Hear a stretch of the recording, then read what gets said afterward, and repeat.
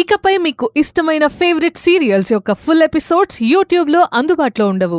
కేవలం సన్నెక్స్లో మాత్రమే ఫ్రీగా చూడొచ్చు.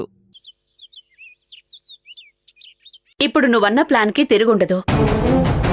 కృష్ణ ఐఏఎస్ బాడీని ఎక్కడైతే పాతిపెట్టారో ఈ విషయాన్ని పోలీసులకు తెలియచేసి ఫోరెన్సిక్ వాళ్లే డిఎన్ఏ శాంపిల్స్ తీసుకుంటారు, టెస్ట్ చేస్తారు, అసలు విషయాన్ని బయటకు తీస్తారు.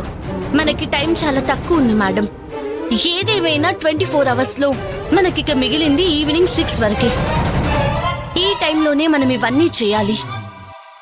మనం ఇక్కడే ఉన్నా పర్మిషన్ కి లెటర్ డీటీపీ చేయించి నా జూనియర్ ని పంపించాను. పర్మిషన్ లెటర్ రాగానే ఎస్పీ గారికి రిటర్న్ గా లెటర్ పెడితే ప్రాసెస్ వెంటనే స్టార్ట్ చేస్తారు. ఆ దేవిశ్రీ మహిపాల్ అను మేడం వాళ్ళని ఇంట్లో నుంచి గెంటేశారంటే వీళ్ళకేం హక్కు ఉంది మేడం? వాళ్ళని బయటికి వెళ్ళగొట్టే హక్కు ఎవరిచ్చారు?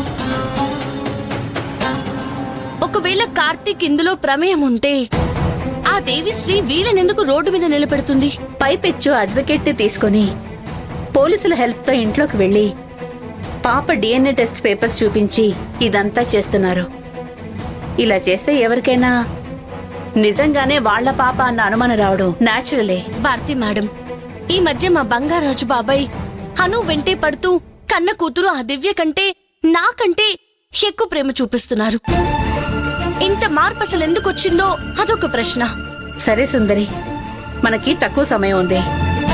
నేను నా జూనియర్ తో డాక్యుమెంట్స్ ని నీకు పంపిస్తాను, నువ్వు ఫాలోకా. నేను వెళ్లి పర్మిషన్ లెటర్ తీసుకుంటాను, నువ్వు ఇక్కడే ఉండు.